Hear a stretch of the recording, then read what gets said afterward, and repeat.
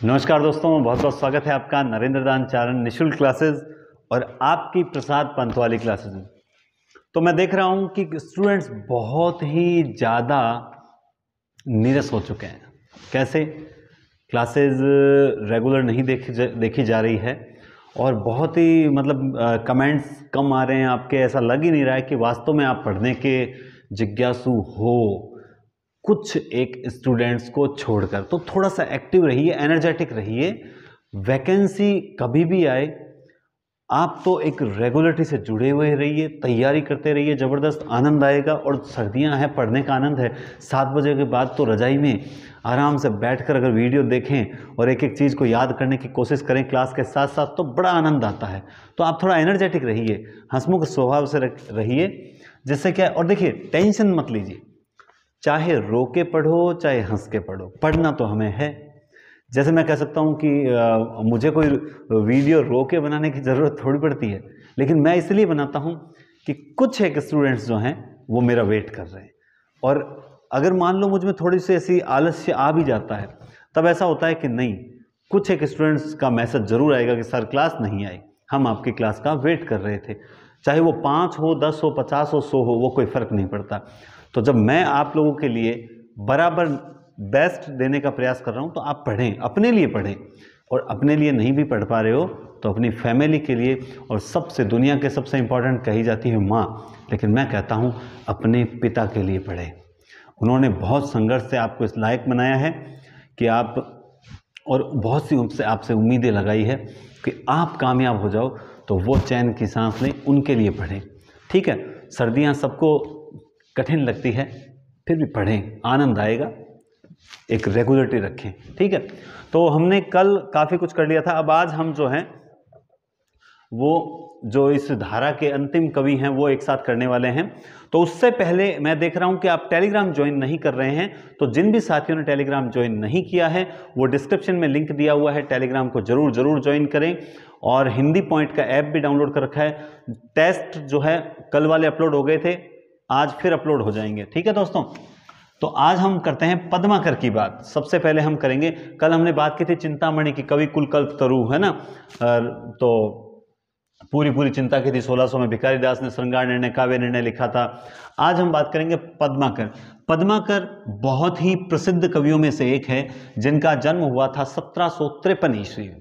पद्माकर का जन्म हुआ था 1700। देखिए, बहुत ही याद नहीं रहता सर, हमें याद कैसे रहेगा। देखो 7, 5, 3 पद्माकर है ना। तो इसमें आप नोटिस कीजिए, तीनों विषम संख्या, चारों की चारों विषम संख्याएं हैं।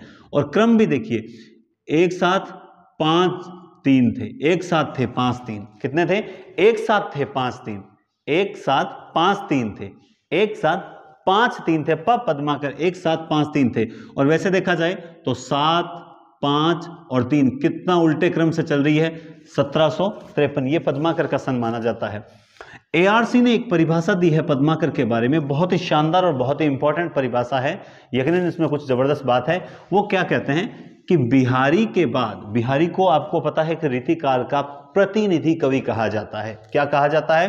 प्रतिनिधि कवि कहा जाता है। मैं बड़े आराम से और एक जमीन से जुड़े हुए तरीके से पढ़ाता हूँ, यूँ कह सकता हूँ। मैं जमीन से जुड़ा हुआ टीचर हूँ और ज़्यादा मेरे पास लाग लपट कुछ नहीं है। जैसा ऑफलाइन स्टूडेंट्स को पढ़ाता हूँ मैं, ऑफलाइन जो क्लासेस चल रही है उनमें जैसा पढ़ाता हूँ, वैसा ही जो ऑफलाइन क्लासेस को जैसा निःशुल्क मार्गदर्शन दिया जा रहा है, या फिर जैसे भी उनको एक बढ़िया तरीके से रटवाने की कोशिश करता हूँ समझाकर, वैसे ही आपको बता रहा हूँ। बस वो थोड़ी विस्तृत क्लासेस हो जाती है और यहाँ थोड़ी सी सेकंड ग्रेड को मद्देनजर रखते हुए देखी जा रही है। मैसेजेस आ रहे हैं सर फर्स्ट ग्रेड की क्लासेस स्टार्ट नहीं करें, तो मैं कहता हूँ ये साहित्य तो सेम ही है, आप पढ़ते तो रहिए, कोई भी चीज़ बेकार नहीं होती साहब।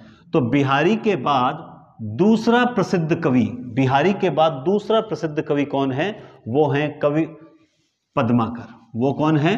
पद्माकर। बिहारी के बाद दूसरा प्रसिद्ध कवि है। अगर आप इसका स्क्रीनशॉट लेना चाहते हैं तो ले सकते हैं 1 सेकंड के लिए। हाँ जी, ले लिया होगा अब तक। बिहारी के बाद दूसरा प्रसिद्ध कवि कौन है? ARC, बिहारी के बाद दूसरा प्रसिद्ध कवि पद्माकर है, ये बात कहते हैं ARC, आचार्य रामचंद्र शुक्ल।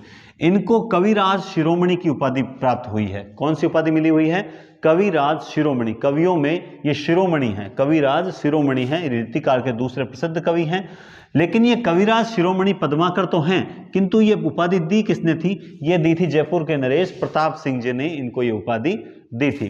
तो कविराज शिरोमणि की उपाधि दी थी प्रताप सिंह जी ने। किसने दी थी? प्रताप सिंह ने ये उपाधि दी थी। बिल्कुल छोटी सी क्लास हो लेकिन जबरदस्त क्लास होनी चाहिए। अब इनकी कुछ रचनाएं पढ़ते हैं और रचनाओं के बारे में बहुत विशेष बातें हैं, ध्यान देना। मैं एक एक चीज बताऊंगा और मैं गारंटेड कर रहा हूं सेकंड ग्रेड में इससे बाहर साहित्य नहीं जाएगा। अगर पढ़ना चाहते हो तो निश्चित रूप से रेगुलर और ध्यान लगा के पढ़ें। और आपसे निवेदन है, मैं एक अकेला चल दिया, लोग आते रहे, कारवां बनता गया। कम से कम एक एक वीडियोस पे 10-10 हज़ार 15-15 हज़ार व्यूज़ तक मुझे पहुंचाना है, न्यूनतम आंकड़ा लेके चल रहा हूं। लेकिन अभी तो मैं अपने लक्ष्य से बहुत पीछे चल रहा हूं और मुझे अपने लक्ष्य तक पहुंचाने का काम आपका है और आपको अपने लक्ष्य तक पहुंचाने का काम मेरा है। बस आप सपोर्ट कीजिए, ज़्यादा से ज़्यादा हिंदी के स्टूडेंट्स तक ये शेयर कीजिए, ठीक है। और जो हिंदी पॉइंट ऐप है डिस्क्रिप्शन में लिंक दिया हो, उसे भी ज़्यादा से ज़्यादा स्टूडेंट्स को भेजें कि जीके की टेस्ट सीरीज हो रही है, जीके में सब कुछ शामिल हो जाएगा। इनकी देखिए एक बहुत ही प्रसिद्ध रचना है हिम्मत बहादुर विरदावली। हिम्मत बहादुर विरदावली, और कहा जाता है कि इस रचना के बारे में कहा जाता है ये वीर रस की फड़कती हुई रचना है। ये कैसी रचना है? वीर रस की फड़कती हुई रचना कही जाती है इसको। ध्यान रखना, जब वीर रस की फड़कती हुई रचना का प्रश्न आता है तो हमारे दिमाग में भूषण दौड़ता है। कौन दौड़ता है? भूषण दौड़ता है। लेकिन नहीं, हिम्मत बहादुर विरदावली जो है वीर रस की फड़कती हुई रचना कही जाती है। बात करते हैं पद्माभरण। इनकी दूसरी रचना है पद्माभरण, जो एक अलंकार विषयक ग्रंथ है, कोई विशेष बात नहीं है पद्मा। लेकिन इनकी अगली रचना जो है जगद विनोद। कौन सी रचना है भाई? जगद विनोद। जगद विनोद, ये जगद विनोद के अंदर एक प्रश्न आता है कि इसमें कितने प्रकरण हैं। तो याद रखें, इसमें 6 प्रकरण हैं और 721 छंद हैं। जगद विनोद, इसमें 6 प्रकरण हैं और 721 छंद हैं। आज अभी टेलीग्राम पर मैंने देखा था कि इस प्रश्न को लेकर चर्चा चल रही थी कि कितने प्रकरण हैं, क्या हैं, ऐसे हैं वैसे। तो इसका आंसर मैंने आपको दे दिया है, 6 प्रकरण और 721 छंद है। और किसी ने राइट आंसर भी दिया था, मैं आई थिंक देख सकता हूं मोबाइल में, शायद ये देखिए, अच्छा ये ये बिहारी सस्सई के बारे में चल रही है। हाँ, ये बिहारी सस्सई को लेकर चर्चा चल रही है, उसके बारे में नहीं है। चलिए कोई दिक्कत नहीं। तो इसमें 6 प्रकरण, और अगर दोस्तों फर्स्ट ग्रेड के लायक प्रश्न है ये कि 6 प्रकरण हैं और 721 छंद हैं। याद रखना, बहुत इंपॉर्टेंट है ये रचना जगद विनोद और हिम्मत बहादुर विरदावली। इसके अलावा देखिए आप, इस जगद विनोद के बारे में कहा जाता है कि ये काव्य रसिकों का हार है। क्या है ये? काव्य के जो रसिक होते हैं, काव्य के जो प्रेमी होते हैं, उनका हार, रसिकों का हार। ध्यान रखना, आगे एक रचना और आएगी जिसके बारे में हजारी प्रसाद द्विवेदी कहेंगे ये काव्य रसिकों के हृदय का हार है, ऐसा कुछ कहेंगे। हृदय शब्द आएगा वहां पर, हृदय हजारी। तो वो एक अलग रचना होगी, वो कब आएगी मैं बताऊंगा आपको, नियमित जुड़े हुए रहोगे तो फायदा मिलेगा। इस रचना के बारे में कहा जाता है यह काव्य रसिकों का हार है। इसके बाद एक इनकी रचना और है, वो भी बहुत इंपॉर्टेंट रचना है दोस्तों, क्योंकि कहा जाता है कि अंतिम समय में लिखी गई रचना है इनकी। अंतिम समय में गंगा घाट पर लिखी गई रचना है गंगा लहरी। प्रश्न आया हुआ है सेकंड ग्रेड में कि पद्माकर की अंत समय में या पद्माकर की सबसे अंतिम रचना कौन सी मानी जाती है? तो वो है गंगा लहरी। इसे अंतिम समय में लिखी गई रचना मानते हैं। जगद विनोद को काव्य रसिकों का हार कहा जाता है। यह 6 प्रकरण और 721 छंदों में है।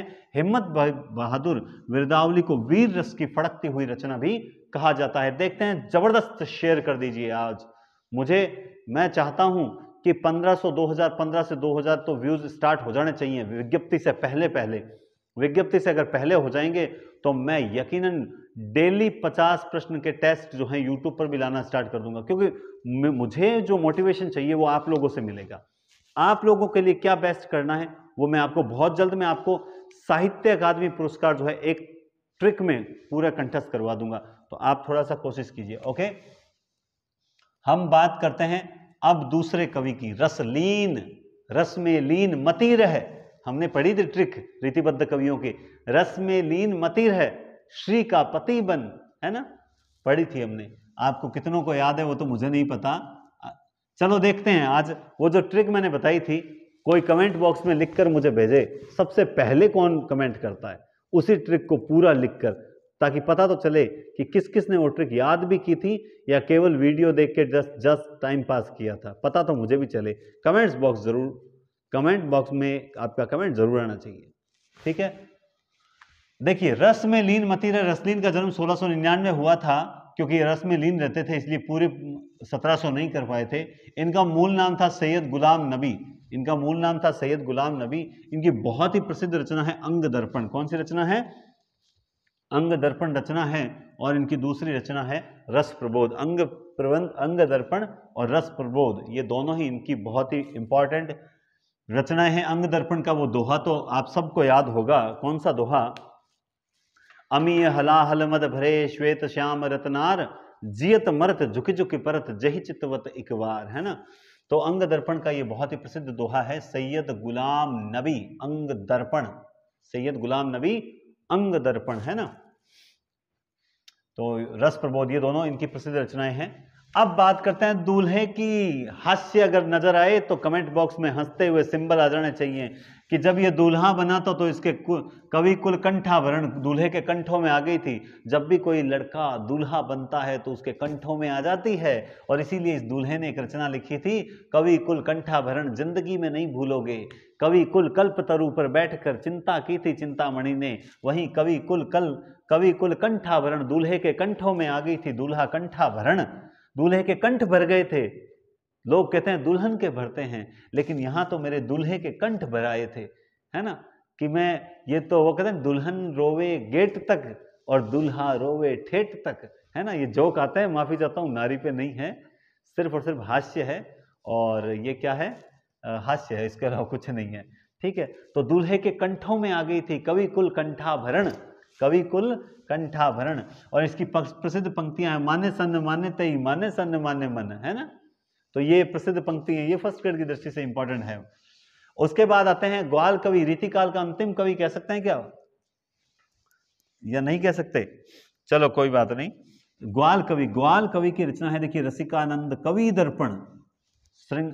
देखो, कवि दर्पण बहुत ही प्रसिद्ध रचना है इनकी। इसके अलावा उन्होंने, पद्माकर ने लिखी थी गंगा लहरी, तो हमारे ग्वाल कवि ने लिखी थी। देखो, ग्वाल, क्या नाम है? ग्वाल।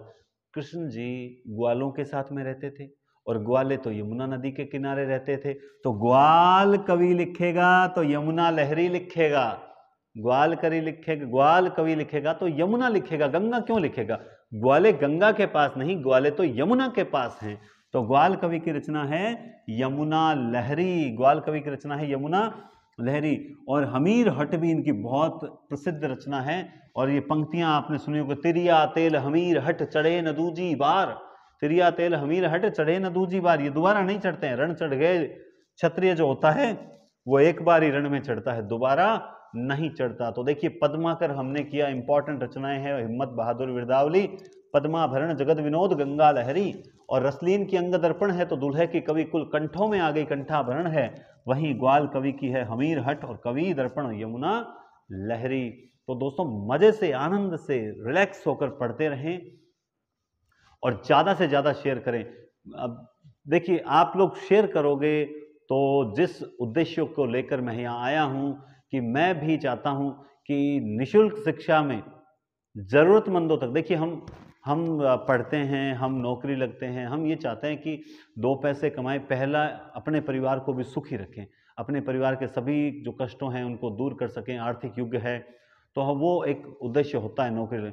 लेकिन हमारे उस बीच में, उसके बीच में कभी कोई, हम एक सपना भी होता है, सपना ये होता है कि जिन कष्टों से हम गुजरे हैं उन कष्टों से स्टूडेंट्स को न गुजरना पड़े।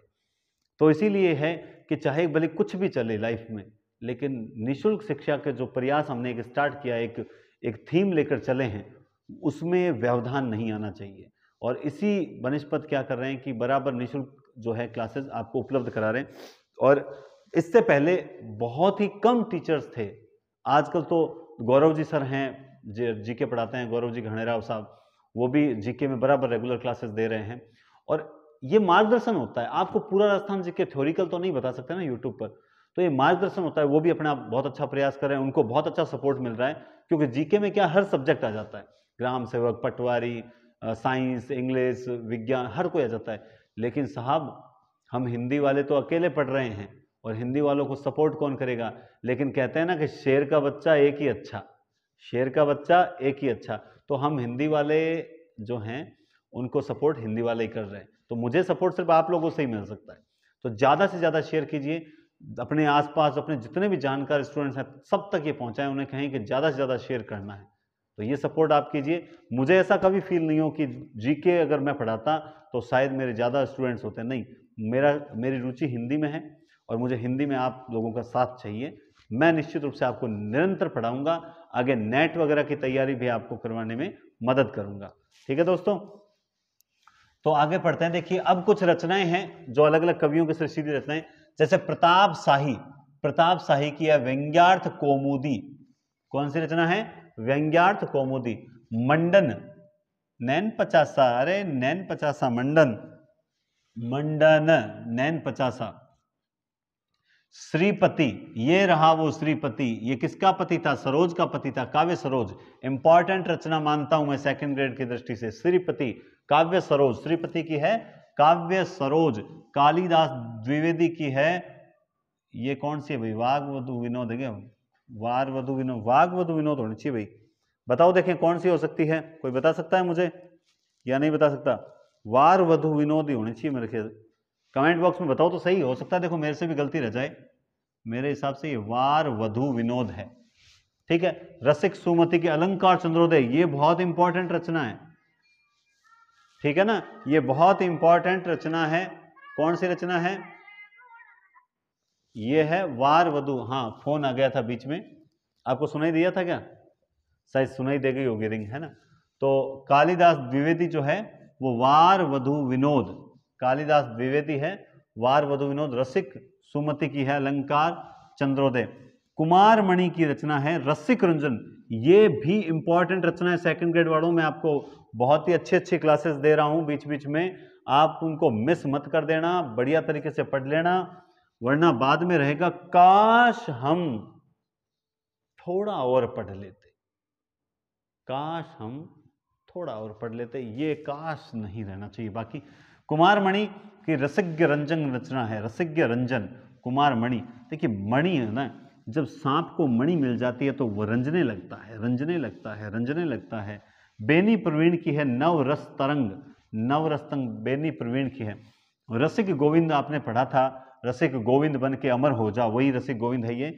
इनकी एक तो है रसिक गोविंद युगल रस माधुरी, कौन सी है? युगल रस माधुरी। एक है कलयुग रासो, बहुत ही इंपॉर्टेंट, आपको पता नहीं है, मैंने आज तक की सबसे टॉप क्लासेस में मेरी ये शामिल होगी यूट्यूब पर। आपको पता है कि भक्ति काल में एकमात्र रासो राम रासो लिखा गया था प्राणचंद चौहान का, और रीति काल में ये एकमात्र रासो लिखा गया था कलयुग रासो, जिसमें 16 कविता हैं। ये रसिक गोविंद का है, किसका है ये? रसिक गोविंद का है। तो देखो ऐसी चीजें मैं बताता हूं, ये बहुत काम की चीजें होती है। कलयुग रासो 16 कवि छंद में लिखा गया था, है ना। और इनकी एक ऋतुचर्या जो ग्रंथ है वो 85 पद है, 85 पद है ऋतुचर्या में, ये भी इनकी बहुत इंपॉर्टेंट रचना है। और रामायण सूचने का कोई खास नहीं है। कलयुग रासो और ऋतुचर्या बहुत इंपॉर्टेंट रचना है, और आप इस रचना को ध्यान से देखें, आपको निश्चित रूप से, ये लीजिए मैं थोड़ा सा सेट कर देता हूं, हाँ जी। तो याद रखें रसिक गोविंद की जो रचना है कौन सी? ऋतुचर्या। और दूसरी रचना कौन सी है? कलयुग रासो। रीति काल में एक रासो ही पढ़ने को मिलेगा आपको, कलयुग रासो। और भक्ति काल में आपने जो रासो पढ़ा है वो रासो कौन सा पढ़ा है? वो रासो पढ़ा है प्राणचंद चौहान का राम रासो। तो मैं जहां तक समझता हूं आपको बेस्ट क्लास मिली होगी और आपको बहुत अच्छे से समझ भी आया होगा। इससे ज्यादा तो मैं और आपसे क्या कहूं। मैं कोशिश यही कर रहा हूं कि कम समय में आपको बेस्ट और सिलेक्टेड मैटर मिले। नोट्स वही होते हैं जो संक्षिप्त से संक्षिप्त हो और सारगर्भित हो, जिसमें प्रश्न आने की संभावना, एग्जाम में प्रश्न आने की संभावना जिसमें 100% हो। वो संभावना नहीं होती, खैर वो श्योरिटी होती है, 100% का नाम ले लिया। तो मुझे जहाँ तक लगता है बहुत अच्छी क्लास है और आपको याद भी हुआ होगा। अगर आप इसे 1-2 बार और रिवीजन कर लेते हैं तो बहुत अच्छे से ये क्लासेस आपके एक बार में सेट हो जाएगी। कई बार अगर क्लास नहीं आती है तो पीछे वाली क्लास कोई बढ़िया सी क्लास देख के रिविज़न कर लिया करो। और मैं आज देखना चाहता हूँ आप मेरे ख्याल से 500 से 700 जने तो स्टूडेंट देखोगे इस वीडियो को। शेयर करने में मेरी कोई कमी नहीं है। 500 स्टूडेंट हर स्टूडेंट अगर 100 को शेयर करता है तो मुझे देखना है कि कल तक ये क्लास 2000 व्यूज से ज़्यादा इस पे आने चाहिए। मुझे कल तक इस पे 2000 व्यूज चाहिए। 500 जने क्या हम मिलकर नहीं कर सकते?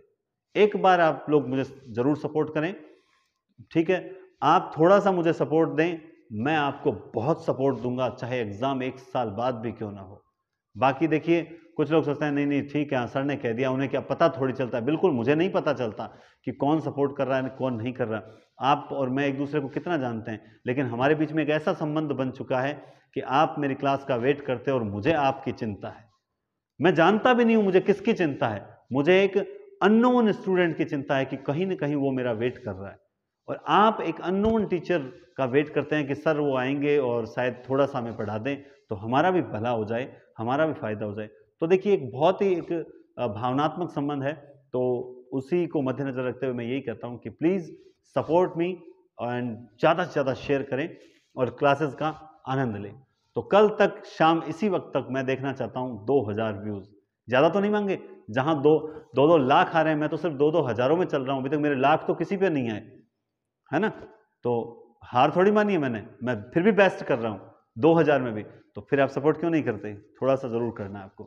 तो डिस्क्रिप्शन में टेलीग्राम लिंक दिया हुआ है, हिंदी पॉइंट ऐप, उसको डाउनलोड करें, टेलीग्राम जरूर ज्वाइन करें। ठीक है दोस्तों, बहुत बहुत धन्यवाद। मिलते हैं कल शाम हम रीति सिद्ध धारा में बिहारी को लेकर, और बिहारी के बारे में ऐसी अनोखी चीजें बताऊंगा जो आपने आज तक न देखी, न सुनी, न करी होगी। बहुत बहुत धन्यवाद। शुभ रात्रि, टेक केयर।